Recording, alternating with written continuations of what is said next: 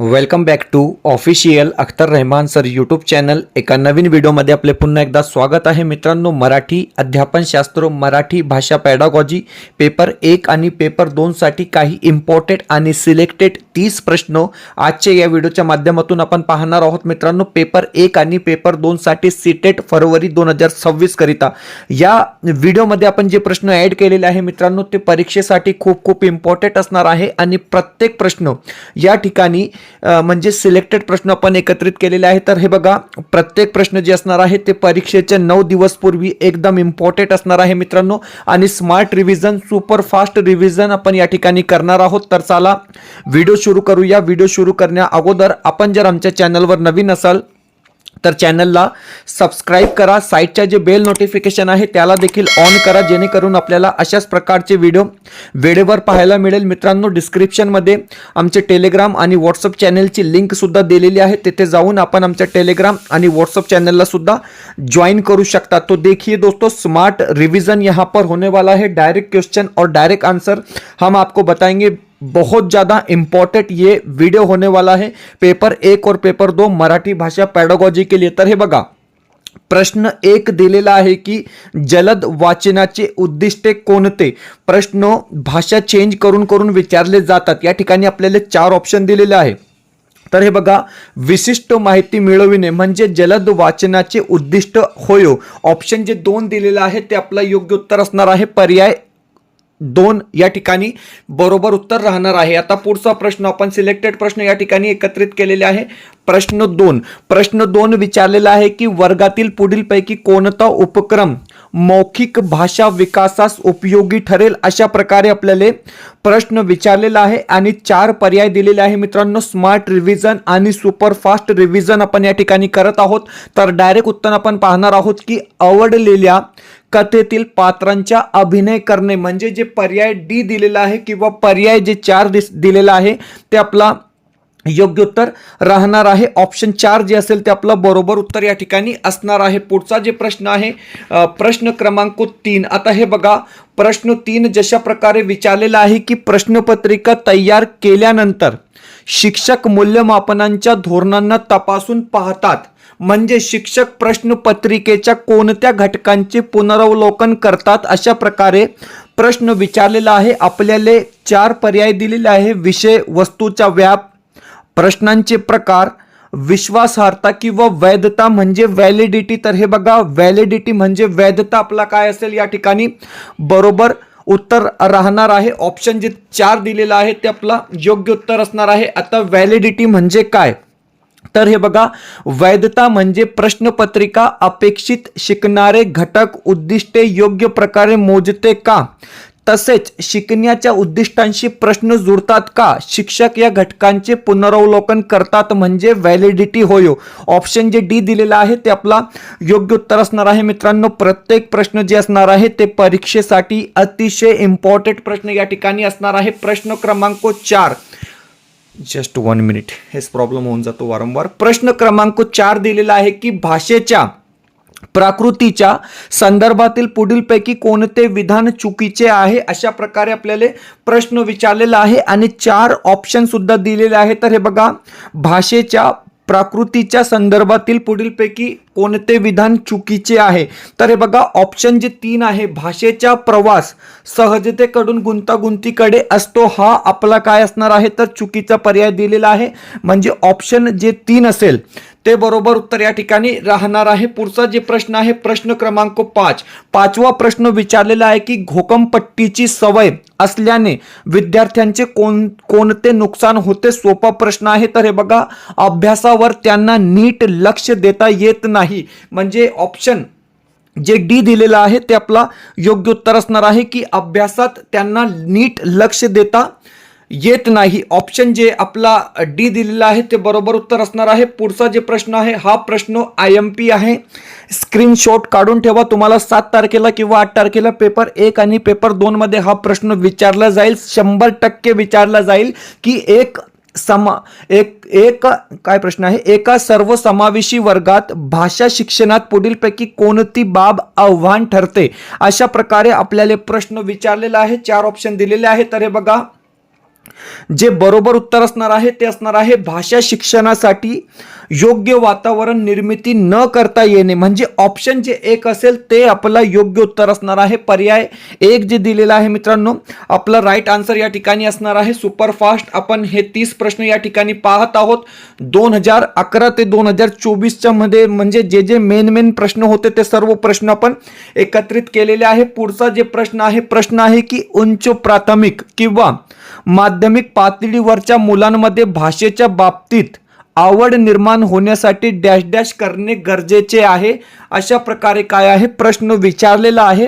4 option आपल्याला दिलेले आहे. प्रश्न तुम्ही वाचून घ्या, ऑप्शन सुद्धा तुम्ही वाचून घ्या मित्रांनो, कारण एका प्रश्नासाठी 1 मिनिट आपल्याला परीक्षेमध्ये दिला जातो. योग्य उत्तर असणार आहे विद्यार्थ्यांना जास्तीत जास्त गोष्टी तोंडी सांगणे, म्हणजे पर्याय जे 2 दिलेला आहे ते आपला योग्य उत्तर राहणार आहे. Option 2 is a right answer. पुढचा जे प्रश्न आहे प्रश्न क्रमांक 8.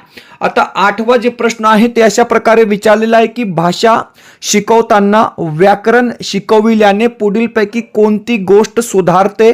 खूप खूप इम्पॉर्टंट हा प्रश्न आहे आणि सतत परीक्षेमध्ये हा प्रश्न विचारला जात आहे. अचूकता म्हणजे ऑप्शन जे एक असेल ते आपला योग्य उत्तर असणार आहे. पर्याय जे एक दिलेला आहे ते आपला बरोबर उत्तर राहणार आहे. पुढचा जे प्रश्न आहे हे बघा, प्रश्न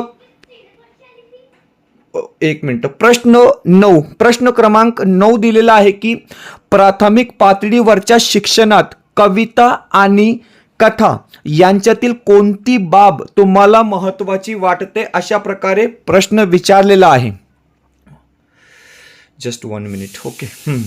प्रश्न काय आहे की प्राथमिक पातळीवरच्या शिक्षणात कविता आणि कथा यांच्यातील कोणती बाब तुम्हाला महत्त्वाची वाटते. तर हे बघा, कविता किंवा कथा ही शब्दसंग्रहाच्या दृष्टीने समृद्ध असली पाहिजे, म्हणजे पर्याय जे बी दिलेला आहे, विकल्प जो 2 यहाँ पर दिया गया है वो हमारा सही आंसर हो जाएगा. पुढचा जे प्रश्न आहे आता प्रश्न 10वा विचारलेला आहे की भाषा आत्मसात करण्याच्या दृष्टीने, ओके, मोस्ट IMP हा प्रश्न आहे. भाषा आत्मसात करण्याच्या दृष्टीने भाषा शिक्षणात पुढीलपैकी कोणता घटक सर्वात महत्त्वाचा आहे. तर हे बघा, ऐकणे व वाचणे, म्हणजे ऑप्शन जे एक असेल ते आपला योग्य उत्तर असणार आहे. मित्रांनो, व्हिडिओ आवडत असेल तर प्लीज व्हिडिओला लाईक करा.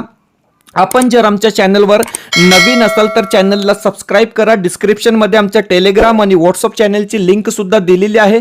तेथे जाऊन आपण आमच्या टेलिग्राम आणि व्हॉट्सअप चॅनलला सुद्धा जॉईन करू शकता. जर तुम्हाला आमच्या चॅनलची मेंबरशिप हवी असेल तर फक्त जॉईन बटनला जॉईन करून आपण ही मेंबरशिप घेऊ शकतात. मित्रांनो, 9 फेब्रुवारी 2026 पासून महा TET 2026 साठी आमचे जे लेक्चर आहे ऑनलाईन आणि रेकॉर्डेड ते तुमच्यासाठी अवेलेबल होणार आहे. तर जॉईन बटनला जॉईन करून आपण आत्ताच हे मेंबरशिप घेऊन घ्या, कारण तुम्हाला आमच्या यूट्यूब चॅनलमध्ये टोटली जे व्हिडिओ आहे महा TET 2026 साठी फ्रीमध्ये पाहायला मिळणार आहे. तर मेंबरशिप घेऊन घ्या मित्रांनो. पुढचा प्रश्न पाहण्या अगोदर व्हिडिओला लाईक करा आणि चॅनलला सबस्क्राईब करा, कारण आपण सिलेक्टेड आणि इम्पॉर्टंट 30 प्रश्न आजच्या या व्हिडिओच्या माध्यमातून सुपरफास्ट पाहत आहोत, कारण यालाच आपण स्मार्ट रिव्हिजन असे म्हणतो. पुढचा जे प्रश्न आहे, आईच्या दुधाप्रमाणेच मातृभाषा देखील माणसाच्या बौद्धिक विकासासाठी आवश्यक आहे. हे विधान कोणाचे आहे. खूप इम्पॉर्टंट हा प्रश्न आहे आपल्या नॉलेजसाठी सुद्धा.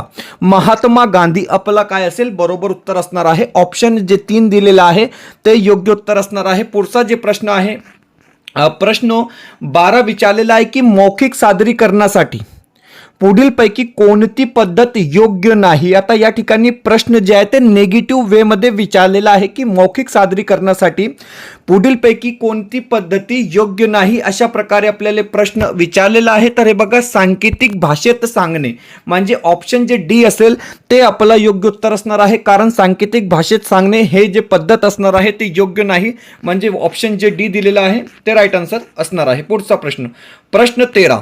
आता 13वा प्रश्न जशा प्रकारे विचारलेला आहे की मुलांना नीट येत नसलेल्या भाषेत शिकवण्याचा प्रयत्न केला तर काय होतो. मुलांना नीट येत नसलेल्या भाषेत शिकवण्याचा प्रयत्न केला तर काय होतो. जो लैंग्वेज बच्चे को अच्छे से नहीं आती, अगर हिंदी में ये क्वेश्चन पूछा गया, क्योंकि प्रश्न तो सेम ही आते आपको, तो फिर क्या होगा. तो फिर देखिए त्यांना नीट लक्ष देता येणार नाही. ओके. विद्यार्थी घोकपट्टी किंवा पाठ करून घेण्याची सवय लावून घेतील. ओके.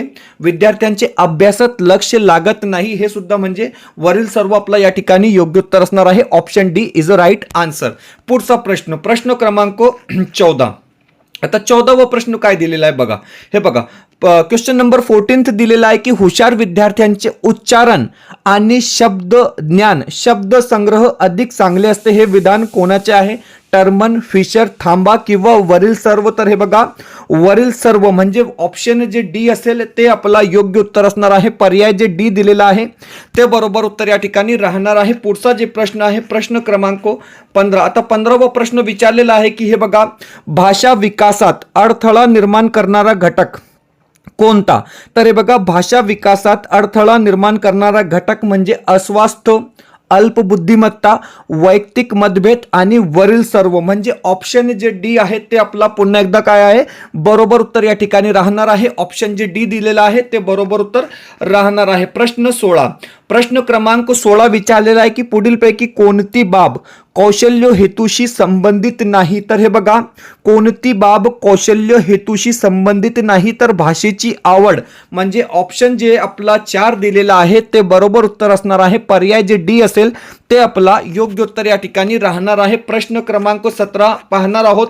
तर हे बघा, प्रश्न विचारलेला आहे की सदोष वाचन करण्याची सवय डॅश डॅश यामुळे लागते.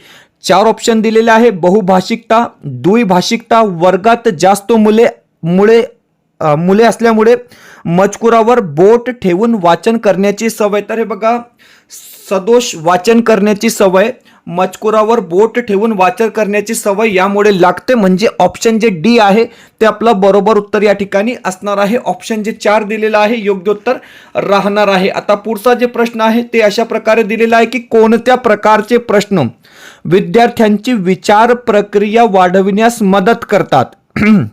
ओके. कोणत्या प्रकारचे प्रश्न विद्यार्थ्यांची विचार प्रक्रिया वाढविण्यास मदत करतात? अशा प्रकारे प्रश्न विचारलेला आहे. आपल्याला या ठिकाणी सुद्धा 4 ऑप्शन्स, 4 पर्याय दिलेले आहे. वैयक्तिक प्रतिसाद प्रश्न म्हणजे ऑप्शन जे 1 आहे ते बरोबर उत्तर असणार आहे. ऑप्शन जे 1 दिलेलं आहे ते आपला योग्य उत्तर या ठिकाणी राहणार आहे. पुढचा जे प्रश्न आहे प्रश्न 19. आता हे बघा, क्वेश्चन नंबर 19 या ठिकाणी दिलेला आहे की ई अध्ययन म्हणजे काय? ज्याला आपण ई लर्निंग असे सुद्धा म्हणू शकतो. 4 ऑप्शन दिलेले आहेत. तर हे बघा, सोपा प्रश्न आहे. ई अध्ययन म्हणजे काय? तंत्रज्ञान वापरून केलेले मिश्र शिक्षण म्हणजेच ई अध्ययन होय. ऑप्शन जे आपला सी आहे ते बरोबर राहणार आहे. पर्याय जे सी दिलेला आहे योग्य उत्तर या ठिकाणी असणार आहे. पुढचा प्रश्न, प्रश्न क्रमांक 20. एक मिनिट. चला, प्रश्न क्रमांक 20 दिलेला आहे की योग्य पर्याय निवडून पुढील प्रश्नांचे उत्तर लिहा. आता हे बघा, प्रश्न काय आहे की सहकार्याधारित गट अध्ययनामध्ये पुढीलपैकी कोणते फायदे नाहीत? सहकार्य आधारित गट अध्ययनामध्ये पुढीलपैकी कोणते फायदे नाही? तर हे बघा, अधिक शांत व सुव्यवस्थित वर्ग हा फायदा त्या ठिकाणी नसणार. म्हणजे ऑप्शन जे 2 दिलेला आहे ते आपला योग्य उत्तर या ठिकाणी असणार आहे.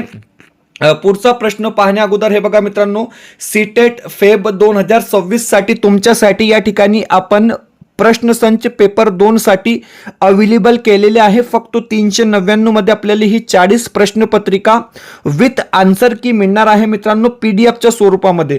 तुम्हाला मराठी भाषा पॅडागॉजीचे 10 प्रश्नपत्र पेपर 2 साठी, हिंदी भाषा पॅडागॉजीचे 10 प्रश्नसंच विथ आन्सर की पेपर 2 साठी, सीडीपी म्हणजे बालमानसशास्त्राचे 10 प्रश्नसंच आणि एसएसटी पॅडागॉजी संदर्भात 10 प्रश्नसंच विथ आन्सर की म्हणजे टोटल आपल्याला 40 क्वेश्चन सेट मिळणार आहे मित्रांनो. स्क्रीन मध्ये एक व्हॉट्सअप नंबर दिलेला आहे. या नंबरवर व्हॉट्सअप करून तुम्ही हे परचेस करू शकतात. कारण की म्हणजे तुम्ही आतापर्यंत काहीच केलेलं नाही तर तुमच्यासाठी हे बेस्ट ऑफर असणार आहे. कारण प्रश्नपत्रिका कशा प्रकारे विचारली जाते, प्रश्न कशा प्रकारे विचारले जातात आणि सर्वात महत्त्वपूर्ण म्हणजे टाइम मॅनेजमेंट. कारण आपल्याला टाइम मॅनेजमेंट करता आला पाहिजे. तर तुमच्या प्रॅक्टिससाठी, तुमच्या सरावासाठी ही जी प्रश्नपत्रिका असणार आहे ते खूप खूप इम्पॉर्टंट असणार आहे. आणि फक्त 10 रुपयामध्ये आपल्याला एक प्रश्नपत्रिका या ठिकाणी दिली जात आहे पीडीएफच्या स्वरूपामध्ये. व्हॉट्सअप नंबर दिलेला आहे, त्या नंबरवर कॉन्टॅक्ट करून तुम्ही हे परचेस करू शकतात मित्रांनो. कारण जशा प्रकारचे प्रश्न परीक्षेमध्ये विचारले जातात किंवा विचारले जाईल तशाच प्रकारचे प्रश्न आपण या प्रश्नपत्रिकेमध्ये ऍड केलेले आहे. आणि काही प्रश्न जशाच्या तसे तुम्हाला सीटेटच्या परीक्षेमध्ये 7 तारखेला आणि 8 तारखेला पेपर 1 मराठी भाषा पॅडागॉजी आणि पेपर 2 मराठी भाषा पॅडागॉजीमध्ये पाहायला नक्की मिळणार आहे. तर आताच हे परचेस करून घ्या. स्क्रीनमध्ये एक व्हॉट्सअप नंबर दिलेला आहे. पुढचा प्रश्न क्रमांक 21. आता 21वा प्रश्न विचारलेला आहे की वाचन करताना विद्यार्थ्यांना वाक्याच्या किंवा मजकुराच्या वेगवेगळ्या भागांमधील संबंध समजायला पुढीलपैकी कशाची मदत होते, अशा प्रकारे प्रश्न विचारलेला आहे. 4 ऑप्शन आपल्याला दिलेले आहे आणि जे बरोबर उत्तर असणार आहे ते असणार आहे सर्वनामे.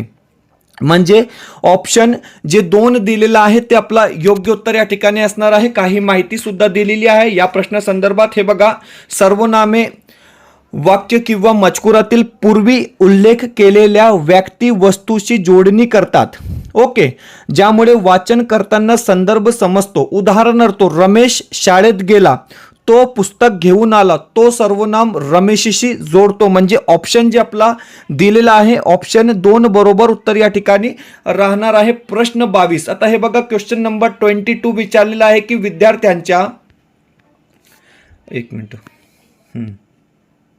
विद्यार्थ्यांच्या विशिष्ट शैक्षणिक अभियोग्यतेमध्ये ॲप्टिट्यूड खालील निरीक्षणाचा समावेश असतो. अशा प्रकारे आपल्याला प्रश्न विचारलेला आहे. विद्यार्थ्यांच्या विशिष्ट शैक्षणिक अभियोग्यतेमध्ये खालील निरीक्षणांचा समावेश असतो. आपल्याला 4 पर्याय दिलेले आहे. आवडीच्या विषयांकडे दीर्घकाळ लक्ष देऊ शकतो. म्हणजे ऑप्शन जे डी असेल, ऑप्शन जे 4 असेल ते आपला बरोबर उत्तर या ठिकाणी राहणार आहे. पुढचा जे प्रश्न आहे प्रश्न क्रमांक 23वा प्रश्न विचारलेला आहे की पूर्व अनुभवावर आधारित चांगल्या मराठी संज्ञापनावर अवलंबून असणे म्हणजे डॅश डॅश होयो. अशा प्रकारे आपल्याला प्रश्न विचारलेला आहे आणि 4 पर्याय दिलेले आहे मित्रांनो. तर हे बघा, ऑप्शन 2 जे असेल अध्ययन प्रक्रियेचे संक्रमण आपला काय असणार आहे, बरोबर उत्तर असणार आहे. माहिती सुद्धा दिलेली आहे. तुम्ही पाहू शकतात की पूर्व अनुभवामुळे विद्यार्थ्यांना नवीन माहिती शिकताना माहितीचे संदर्भ समजतो आणि अध्ययन प्रक्रियेत संक्रमण म्हणजे ट्रान्सफर ऑफ लर्निंग होते. यामुळे नवीन संज्ञा विषय सहज आत्मसात होतात. म्हणजे बी जे विकल्प दिलेला आहे ते आपला काय असणार आहे, तर राईट आन्सर या ठिकाणी असणार आहे. पुढचा जे प्रश्न आहे सोपा प्रश्न आहे की नैदानिक कसोट्यांचा वापर